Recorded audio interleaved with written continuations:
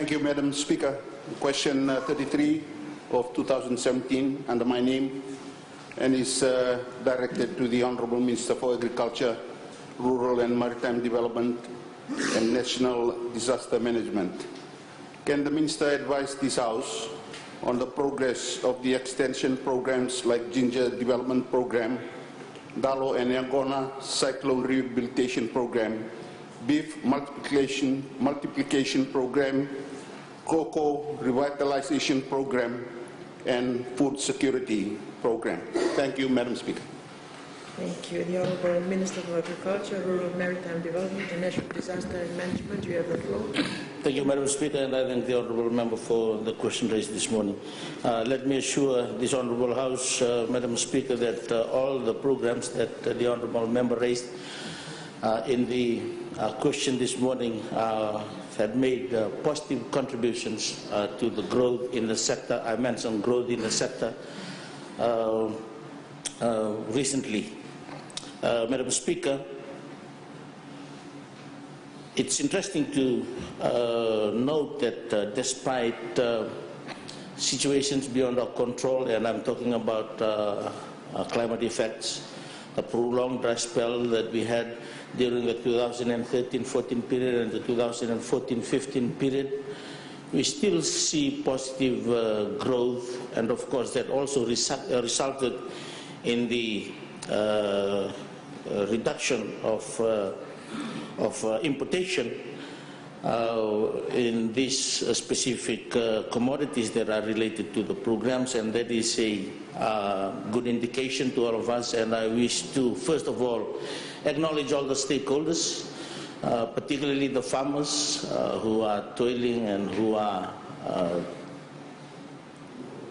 consistently meeting the demands despite the challenges that we face, and most importantly the private sector as well. The private sector has contributed significantly as well, particularly in the role that they play in the agriculture value chain. And again, I emphasize the fact, Madam Speaker, before I go on to the specifics this morning, that there has been positive growth in the agriculture sector most recently, and that was also confirmed by the recent release by the Reserve Bank, the growth in the agriculture sector. Agriculture, Madam Speaker, we, the Ministry, are only responsible for two subsectors within the agriculture sector, and we deal mainly with crops and livestock. And crops, Madam Speaker, we're dealing with non-sugar. Ginger, that is the first question this morning, Madam Speaker. Ginger Development Program. This is one commodity that is showing a lot of promise, and it is performing very well. Madam Speaker, in the 2014-15 financial year, if I may mention this, we saw a growth of 10% in the ginger industry alone. That is one thing that I wish to stress again. It's just strengthening the link and taking aggressive action, particularly in market research, because the demand needs to drive production, and that was one of the areas that we focused on. And of course, the new products that have come online. Previously on ginger, we were just doing very limited fresh because of the quarantine arrangements, and most of our ginger was just crystallized ginger. Madam Speaker, if I may, again, Fijian made. I've got some ginger products because this will be good for the farmers, and these are the recent products that have entered the ginger market, and I've talked about the private sector and the role that they play in the value chain. Unfortunately, I cannot bring all the products this morning. I don't have the ginger juice with me, but we are selling ginger juice. I don't have the ginger puree with me. I don't have the ginger paste with me, but these are some of the products. This is minced ginger. This is grated ginger.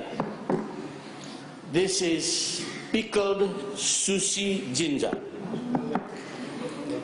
this is ginger spread. This is ginger syrup. And this is crystallized ginger. And this is the uncrystallized bare ginger. The difference between the two, Madam Speaker, one is sugar-coated and the other is not. And Madam Speaker, this is a product of New Zealand, but with Fiji ginger, and even the Fijian ginger is appearing in here, because that is one of our competitive advantage when it comes to the quality of the products that we have. This is Whitaker's of New Zealand, and it's using Fiji ginger. Madam Speaker, the other big potential that we see in the ginger industry, and this is particularly, I'll go to the provinces that deal with ginger, and we have been working on this.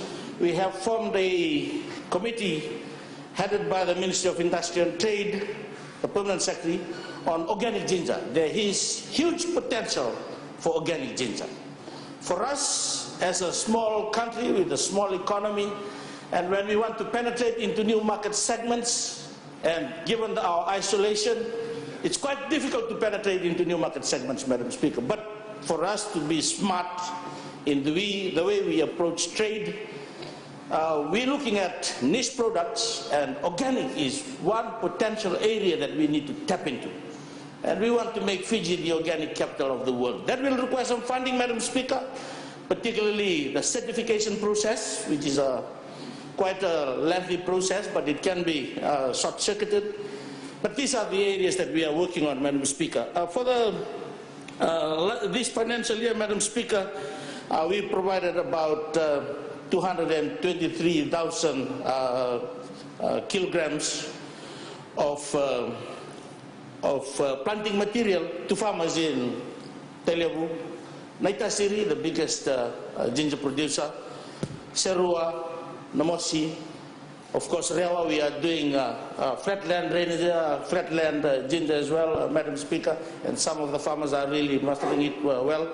And of course we are now extending into Ra, and I've talked about organic ginger. We are trying some of the islands in the Eastern Division, Tithia particularly, and of course Matuku and Moala. We have given them some planting materials. So 223,287 kilograms to 504 farmers in the provinces that I've stated: Rewa, Telebu, Naitasiri, Serua, Namosi. And I will not go into the details, and I look forward to questions if there are any. I'll go into Ndalo, Madam Speaker. Ndalo, during the period, we saw a reduction in 3%, but this is beyond our control, Madam Speaker. I've talked about the prolonged dry spells, 2013-14 period, the 14-15 period, and the devastation of the cyclones, and of course the flash floodings that we have as well. But thankful that it did not affect some of the regions in Fiji. Again, I mentioned Naitasiri, Madam Speaker, and Serua and Namosi, and part of Telebu. They had their Ndalo saved.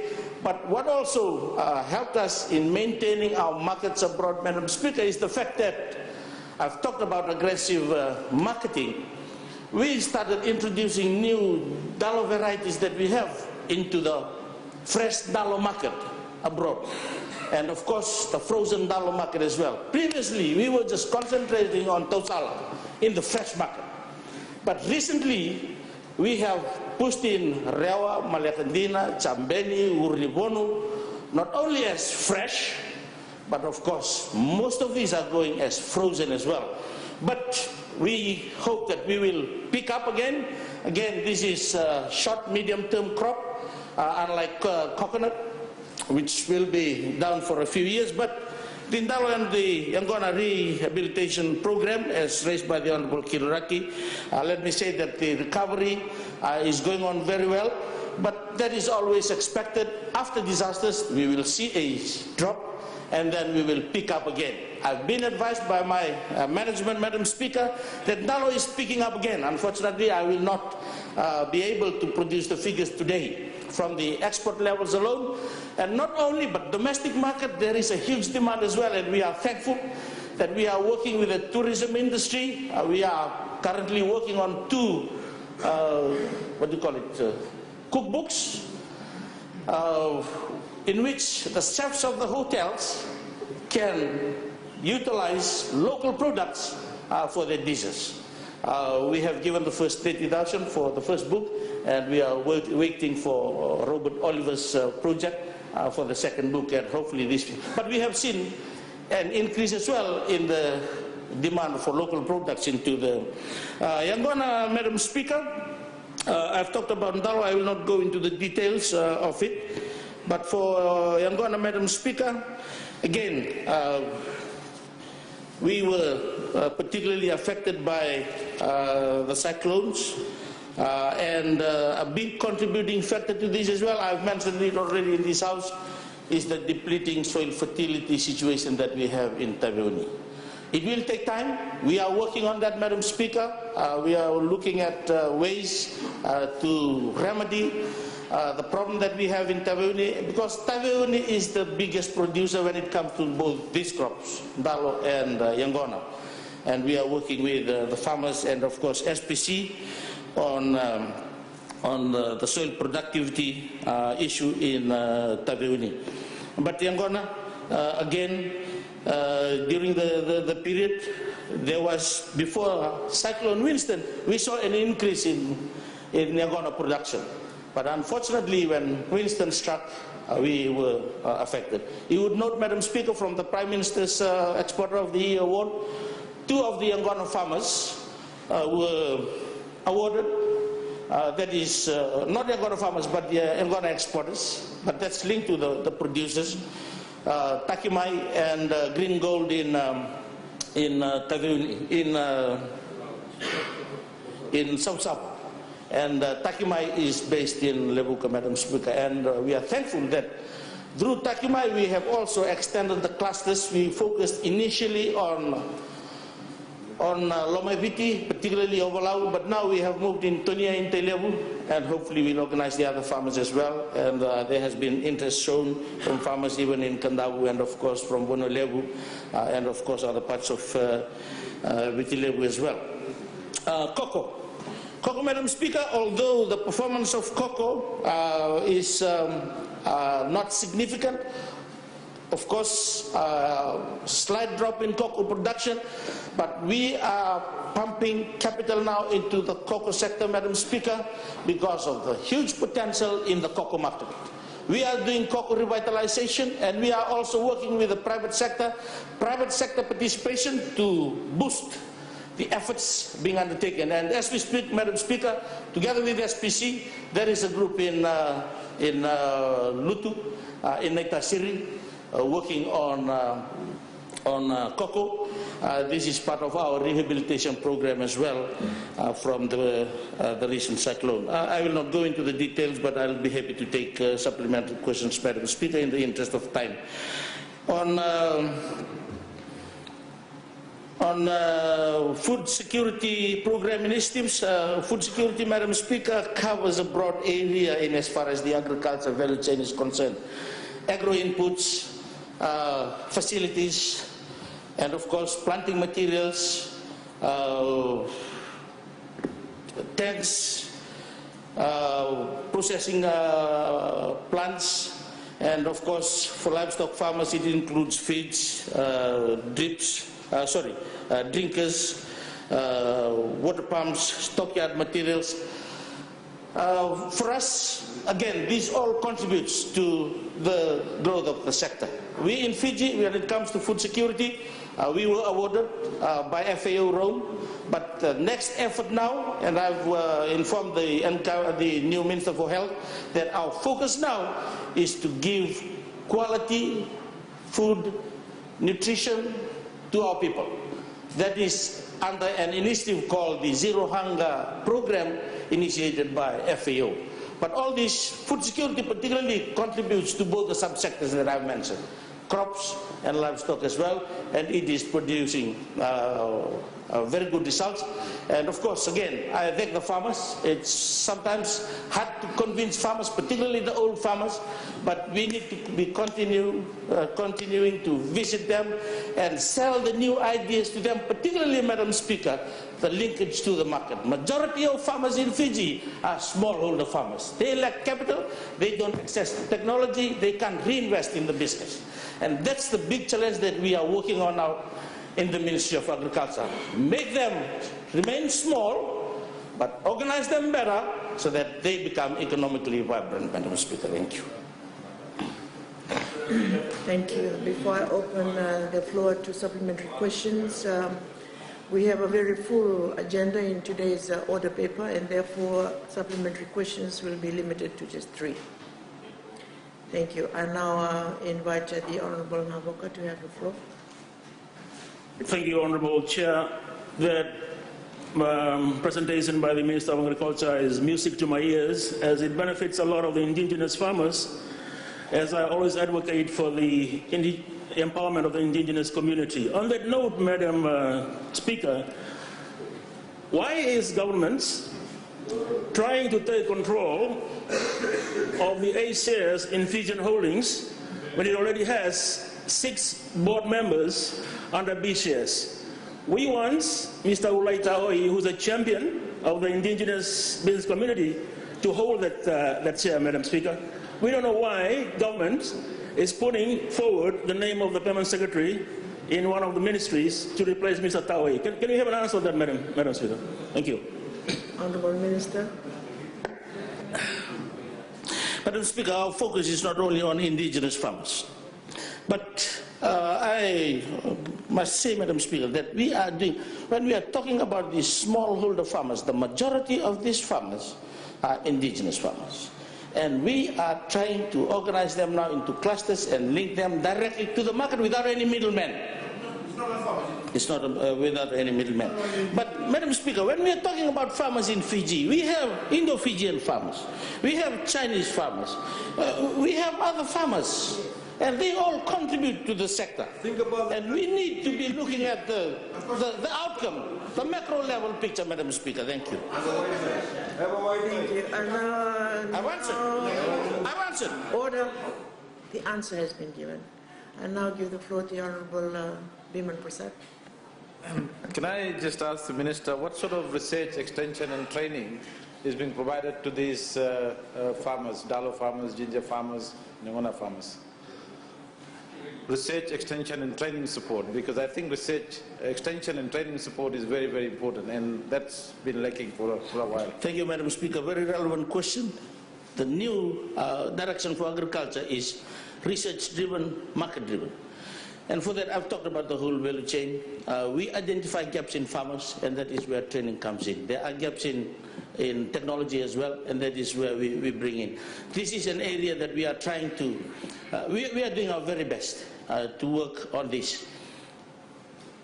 Intensifying our research, doing the market, and of course, capacity building. Not only to the farmers, but even our officials as well, Madam Speaker. We have big plans. We are thankful to the private sector, but we need to develop our people as well so that we can be relevant and we can be competitive within the dynamics of the current world economy, Madam Speaker. Thank you. Thank you. And the last question, I will give the floor to the Honourable Rokin Kiriraki. Thank you, Madam Speaker. For any big plans, you need money. And for the first quarter from July to August, the actual appropriation is only, for the quarter, is only 43% of the projected expenditure for the Ministry of Agriculture from July to August. So what is the explanation from the Honourable Minister as to achieving the targets, given that only 43% of the projected expenditure for the fulfillment of all the plans that is highlighted? Thank you, Madam Speaker. Thank you, Honourable Minister. Thank you, Madam Speaker. Let me assure the honourable member that we are doing our very best. Our Permanent Secretary is currently in Vanuatu to go and do some investigations on what was in yesterday's paper, and of course look at the implementation as well. We will be meeting the staff after Parliament tomorrow just to look at our implementation rate as well. But Madam Speaker, let me also say that again, this is one of the challenges that we face. Some farmers particularly, they change their mind every now and then.